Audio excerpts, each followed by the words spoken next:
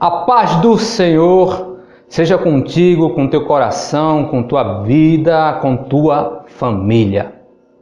Este vídeo, ele vai esclarecer como se constituiu, como aconteceu o tão famoso São João.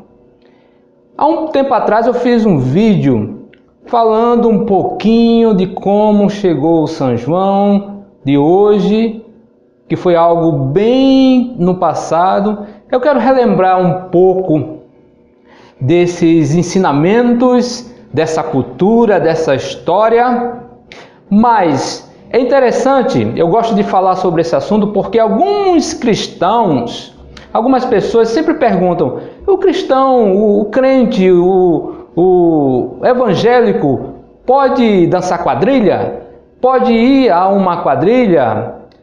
E o meu filho, na escola, a escola quer que meu filho dance quadrilha. Pode ou não pode?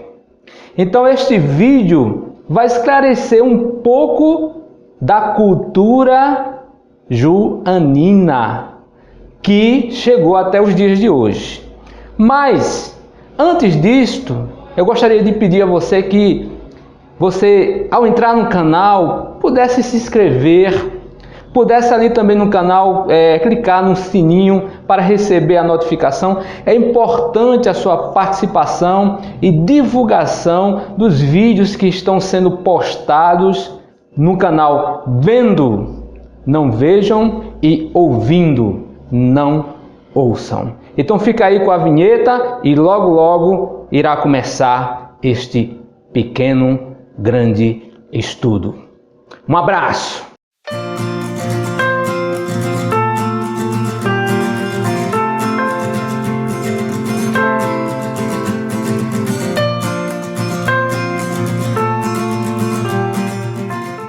Eu quero começar lendo Romanos capítulo 12, versículo 2. E não sede conformado com este mundo, mas sede transformados pela renovação do vosso entendimento, para que experimenteis qual seja a boa, agradável e perfeita vontade de Deus. Meus queridos amigos, a festa junina, o São João, ela é bem antiga. Aliás, Antônio, João e Pedro são até hoje os santos populares do Brasil. Nós conhecemos São Pedro, que foi o apóstolo. Conhecemos João Batista, que foi aquele que batizou a Jesus Cristo, aquele que preparou o caminho do Senhor, aquele que pregava: arrependei-vos. Arrependam-se, pois o reino dos céus está próximo. Esse foi o João Batista. Muita gente confunde a festa de São João pensando que o João é o João apóstolo, mas na verdade é o João Batista. Então, São Pedro, São João e Santo Antônio. Santo Antônio está na Bíblia. Espera aí, Santo Antônio não está na Bíblia. Então quem é esse tal de Santo Antônio? Quem é esse Antônio que apareceu aí? Bem, o nome dele era Fernando de Bulhões. Nasceu em Lisboa no ano de 1195. Mudou seu nome para Santo Antônio em 1220, quando ingressou na ordem franciscana. E ele é conhecido como o padroeiro dos pobres, conhecido como Santo Casamenteiro, né? É invocado pelos seus adeptos até o dia de hoje. Diz a história que esse Santo Antônio fazia casamentos escondidos em uma época onde era proibido casar-se.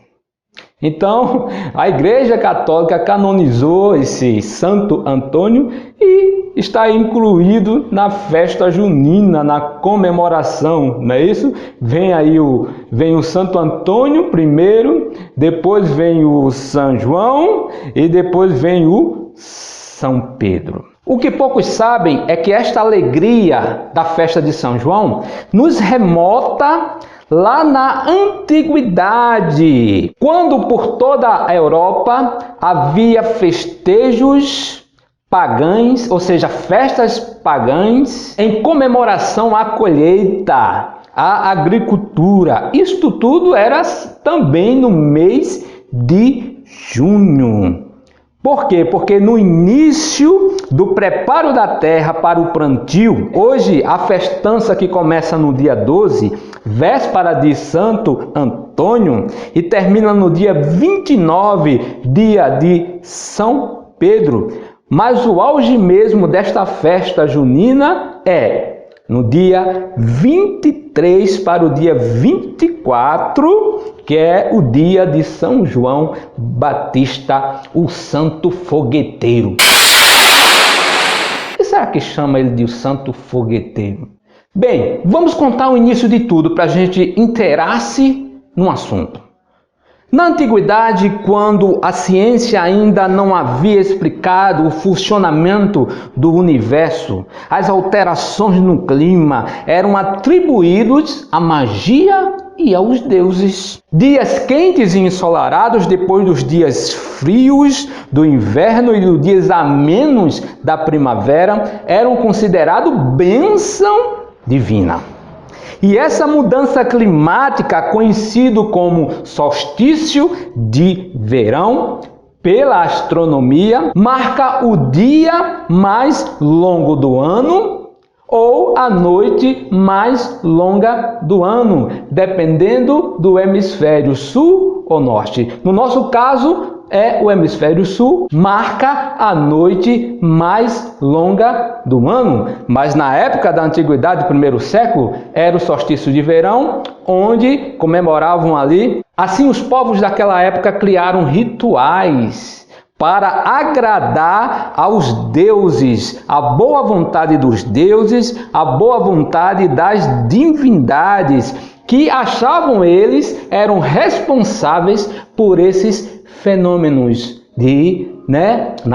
da natureza, o sol, o dia, o frio, essas coisas todas. Eles achavam que, por exemplo, num dia frio era porque os deuses estavam em brigas, era porque os deuses estavam brigados ou com raiva, e por isso eles faziam ali rituais. E no tempo de sol, do solstício de verão lá na Europa, acontecia deles fazerem oferendas aos deuses em agradecimento, porque era um mês de colheita muito boa. E eles celebravam a estes deuses através do quê? Através de fogueiras, dançando, comendo em volta das fogueiras. As pessoas cultuavam e agradeciam aos deuses pela grande fartura. Mas com o advento do cristianismo, principalmente quando o cristianismo aliou-se ao Estado, tornando-se a religião oficial, então o que o cristianismo fez? A igreja começou a cristianizar datas pagãs, para que os seus adeptos pudessem então passar a festejar essas datas de uma forma mais religiosa, já que a igreja não conseguiu abortar ou dominar essas culturas pagãs que estava ali cada dia mais crescendo e já estava implementado na raiz da população. Então a igreja cristianizou algumas datas, como por exemplo o dia de Todos os Santos. Antes do cristianismo dominar a Europa, as festas juninas eram em comemoração não a São João, não a São Pedro, não a Santo Antônio, mas sim a uma deusa mitológica chamada Juno, Quem era Juno na mitologia? Quem era Juno na mitologia? Era simplesmente a mulher de Júpiter. Com o tempo, com o passar do tempo, as festas passaram a se chamar joaninas, porque diziam ser realizado no mês de junho. E a verdade é que passou a ser conhecido hoje como festa juninas. Mas na verdade a festa é implementada com este nome não por conta do mês de junho, mas sim referente a essa deusa pagã chamada Juno. Houve aí então o que a gente chama de sincretismo religioso. As principais celebrações pagãs aos poucos foram sendo incorporadas no seio da igreja, ou seja, no calendário das festas católicas. Como eu já falei, foi o dia de Todos os Santos e também as festas juninas. Para você que não sabia, a festa junina é também uma festa religiosa católica. Bem, não parece muito, né? Quando a gente vai, não tem nada de religiosidade, nada, mas é uma festa originariamente católica. É uma festa que trouxe costumes pagãos para dentro do seio da cristandade e até hoje, não é isso? A festa continua rolando, está mudando a roupagem, porém a festa é a mesma. E com este sincretismo religioso, a igreja então tinha que dar resposta à população a respeito das festas que agora estava sendo trazida para dentro da igreja de uma forma oficial, ou seja, de uma forma comemorativa, com datas específicas. E ela então resolve dar respostas para tentar explicar este sincretismo religioso. Por exemplo, com relação à fogueira, o que é que a Igreja Católica ela produziu para explicar? Porque nós sabemos, antes da explicação, que a fogueira é de origem pagã. Como foi dito no início, os pagões, os celtas, os egípcios, faziam fogueiras com muita comida em comemoração aos deuses, para espantar os espíritos maus. Então, o que a igreja fez para explicar a questão da fogueira? Ela contou uma história, disse que Isabel, da Bíblia, que era prima de Maria, a mãe de Jesus, e certo dia as duas estavam conversando e Maria perguntou a Isabel como saberia que ela iria dar luz. Isabel prometeu que quando ela desse à luz, iria fazer uma fogueira para que Maria de longe avistasse esta fogueira, e este era o sinal do nascimento de João Batista. Olha que história bonitinha, não é? Mas não foi bem isso não, no passado não. Agora, o que uma festa junina precisa ter para ser uma festa junina? Bem, fogueira. Fogueira? Em todo lugar fogueira. Onde você vai é fogueira, né? Aquele troço queimando, você vai passando e a fumaça deixando você chorando de alegria. Que coisa bonita, né? Fogueira. Bem, dizem que o elemento da fogueira é uma oportunidade de reunir a família, a comunidade em torno da fogueira, porque é um dia frio e beber, aquela história toda. Mas nós sabemos o significado real da fogueira é que o povo na antiguidade faziam fogueiras pedindo proteção aos deuses contra os maus espíritos, para a purificação, ou seja, as fogueiras eram em homenagem aos deuses. Outra coisa que não pode faltar no São João é os fogos de artifício. Olha, os fogos, diz a tradição que os fogos é para acordar São Pedro. Olha que coisa bonita, São Pedro está dormindo, né? Está dormindo e a gente vai soltar os fogos para acordar São Pedro. Olha, São Pedro dormindo. Que coisa bonitinha, que história bonitinha. Mas não é bem isso. A história dos fogos é contada de uma forma diferente pela história. O que é que diz? Quando os povos usavam os fogos, era com a intenção de afugentar também os maus espíritos, os demônios, que pensavam eles eram responsáveis pelo declínio da agricultura. Outra coisa que não pode faltar é o balão. Não é isso? Cai, cai, balão, cai, cai. O balão não pode faltar no São João. Bem, o que simboliza o balão?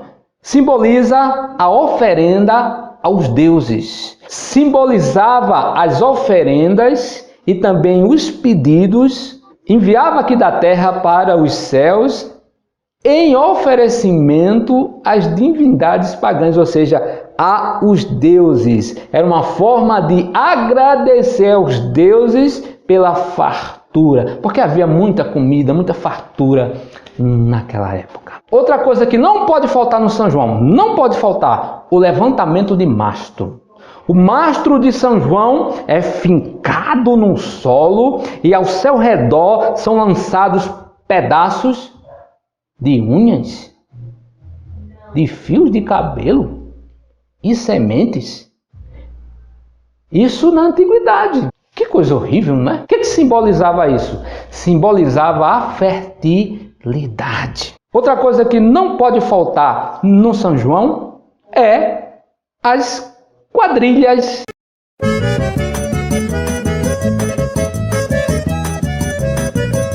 Que coisa bonita, as quadrilhas. As quadrilhas, as danças. Na verdade, as quadrilhas vieram com os portugueses que tinham a mania de propagar tudo que os franceses faziam.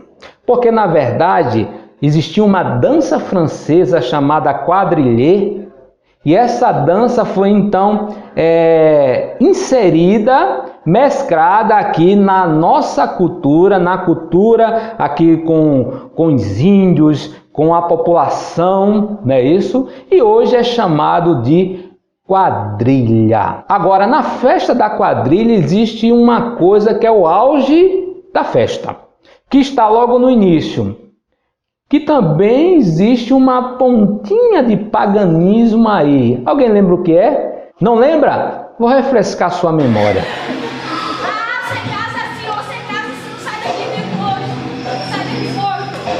O casamento caipira. Que coisa, né? Aquela alegria, tal. Mas vocês já repararam no casamento caipira o que é que se ensina? Muda-se a roupagem, mas o teatro é o mesmo.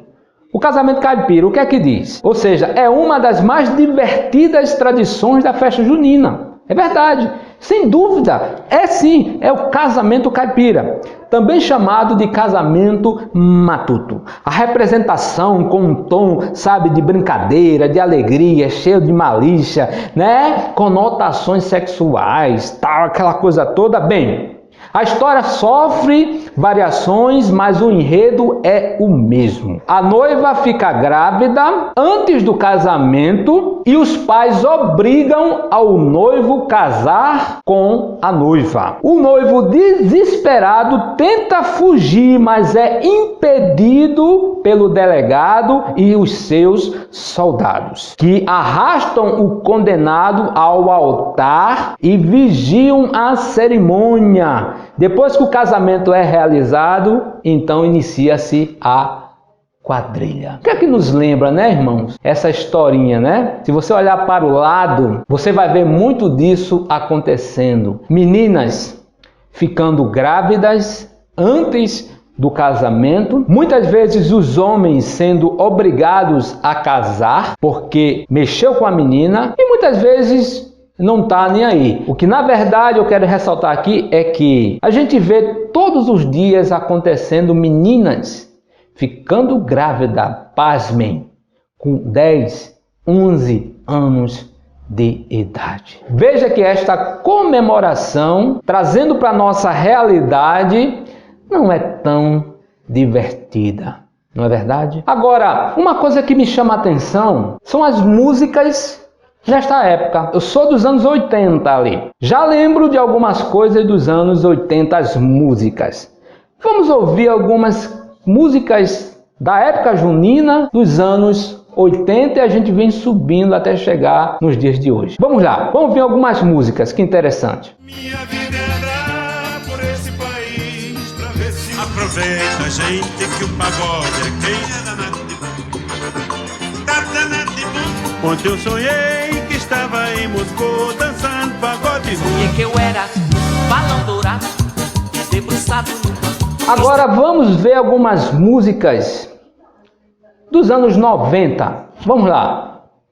O que é que tem nos anos 90? Uma viola, só chora se quiser. São 6 cordas. Beijadão é que me nada de caju. Desde que Eu fui dançar um forró lá na casa do Zé Nabo. Vamos ver agora algumas músicas da atualidade.